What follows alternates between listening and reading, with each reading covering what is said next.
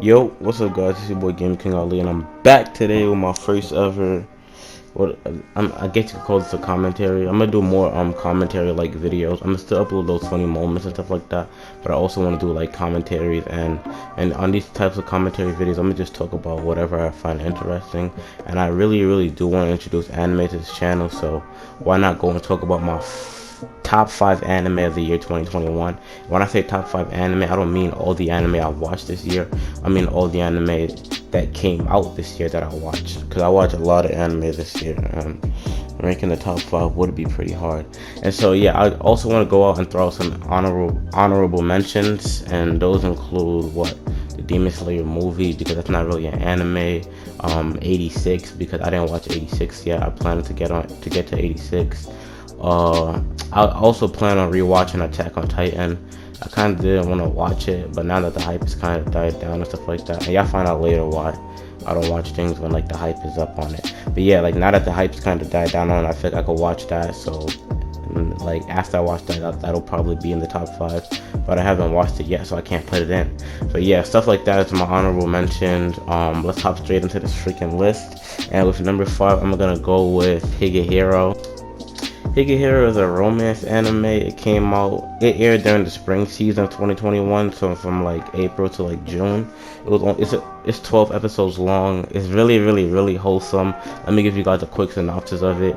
It's like a 17-year-old girl. She runs away from home because she's having, I guess, family issues, and so she runs away from home. And I can't say what she was doing to get by because I can't get canceled on this video. But yeah, she was doing some questionable things to get by with older men, if you guys know where I'm heading. But yeah, eventually she meets somebody named Yoshida. He takes her in. He's like 26, she's like 17. Don't worry, he didn't do anything to her. But yeah, he's just teaching her like how to like get more self respect for herself and have like some type of value, because at this point of her life she's really gone down some type of rabbit hole. Like, she's done for it. But she moves in with Yoshida. She gets a job. She finds out that there's people that like will treat her kind, people that actually care about her well-being and stuff like that. And it's really wholesome, and I really liked it. I really did enjoy it. I feel like the last 4 episodes it kind of like fell off in terms of enjoyment, but it was still good, but it just wasn't as like the first 8 episodes. I remember like those first 3 episodes was crazy.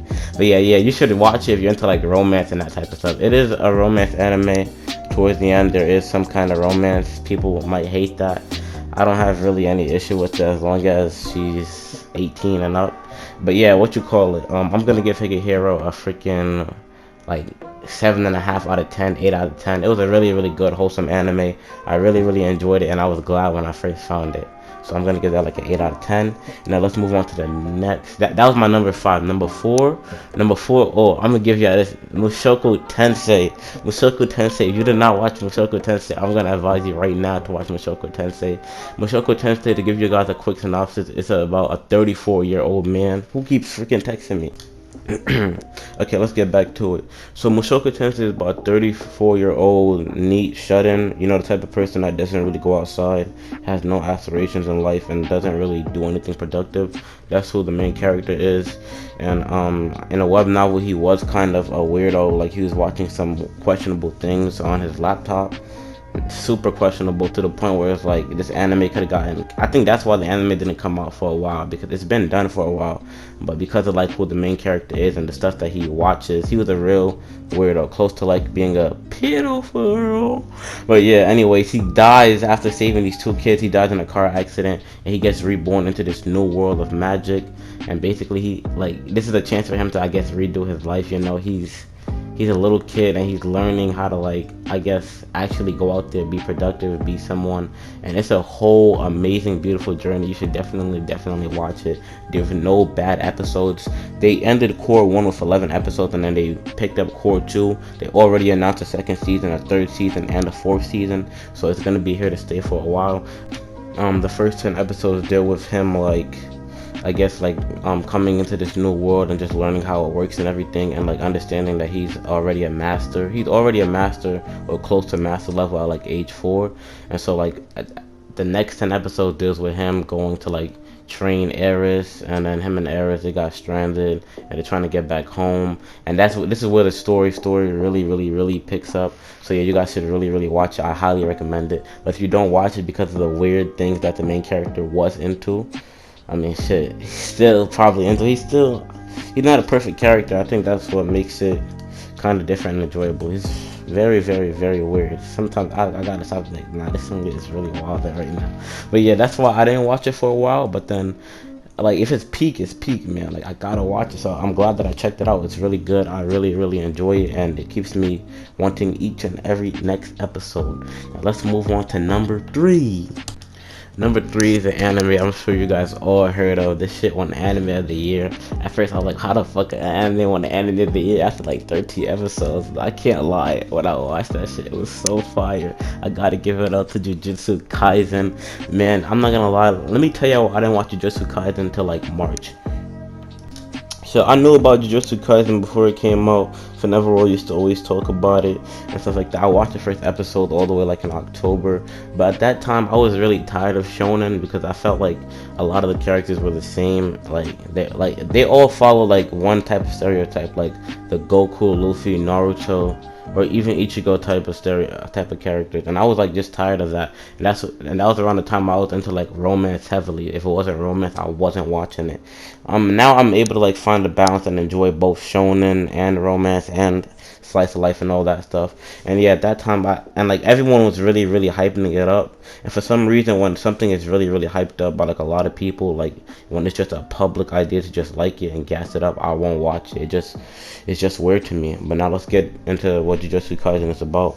Jujutsu Kaisen is about a 16-year-old high schooler, Yuji Itadori.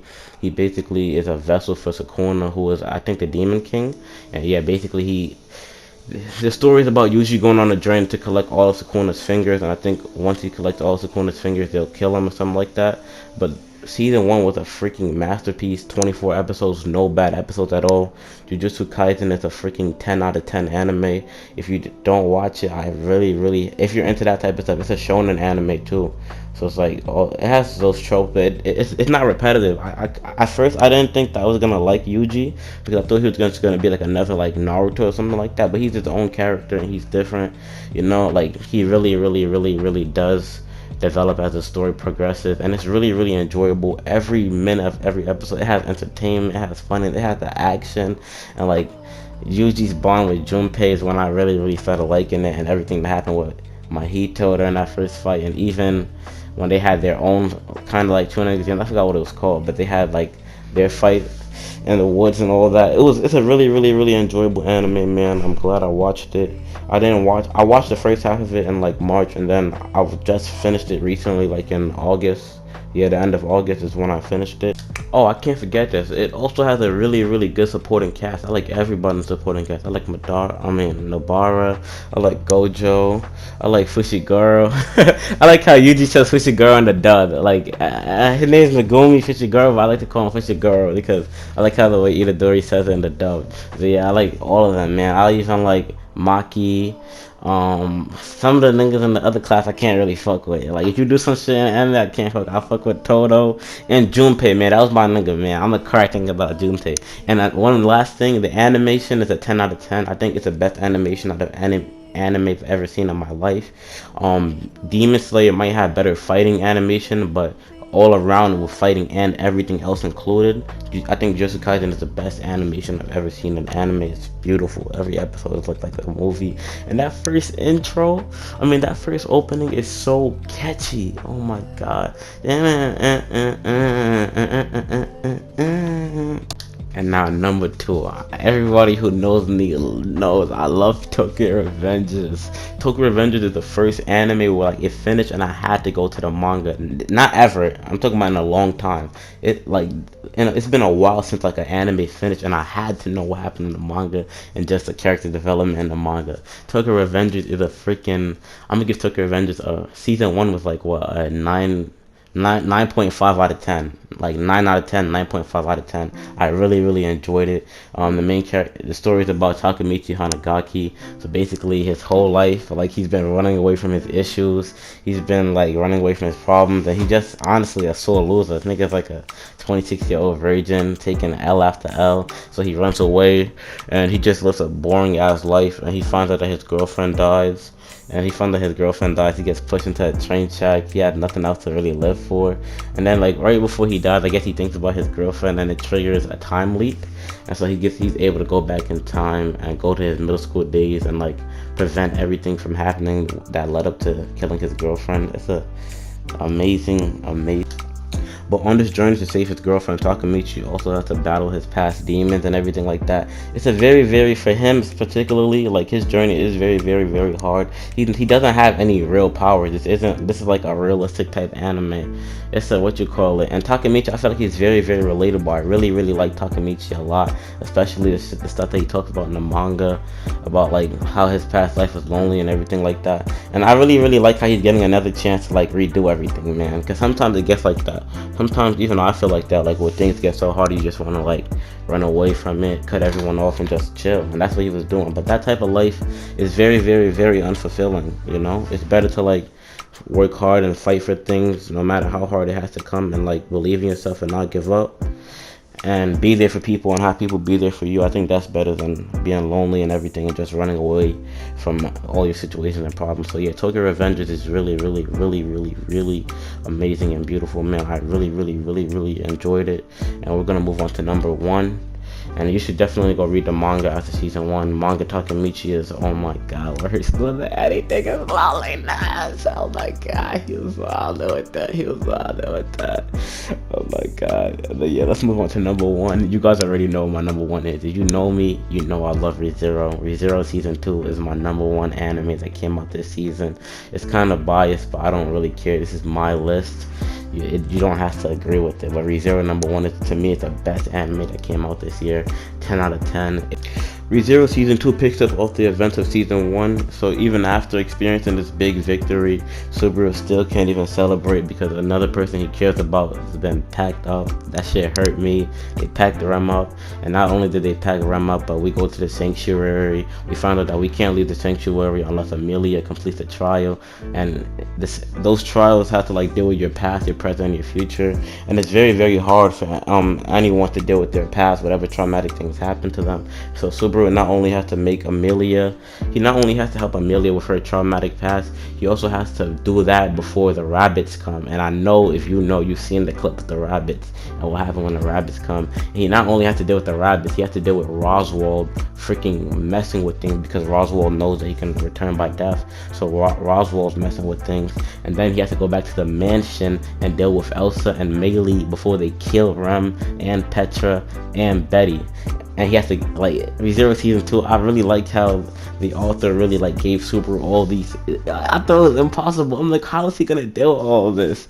But yeah, Subaru then turns to his friends, and with the help of his friends and everything like that, and multiple crazy ass gruesome deaths, he's able to finally overcome. Season 2 part 1 is just a fuck up. They just fucked with him. But season 2 part 2 is the part that aired in 2021, and Subaru did not die once after that. After helping out and everything, he did not die once. He was able to get Betty, fix Amelia's mind, save Rem and all that, and beat Roswell, and beat the rabbits, and become Amelia's knight by the end of the season. Really 10 out of 10 anime. And I'm sorry I didn't explain what ReZero is about, but like, this is season 2. I didn't want this video to drag on too long. And so you guys, I really recommend you watch it. It's my number 1 anime this season for a reason. It's an isekai, so transport into another world. And so like, I really hope you guys check out these top 5 animes. I'm gonna bring more of these anime videos to you guys. This is my first one. I'm gonna definitely watch it over and see my mistakes that I can fix up and everything like that. I think next video I might do like my next anime video, because I got some commentary videos coming too. But for my next anime video, I might want to talk about like my top 5 romance animes ever, or like my top 5 shonen anime arcs ever, or like my top 5 anime fights ever, stuff like that. And yeah, more anime come to this channel. I'm gonna guarantee that. This video was kind of long, but I'm not even looking at the length anymore.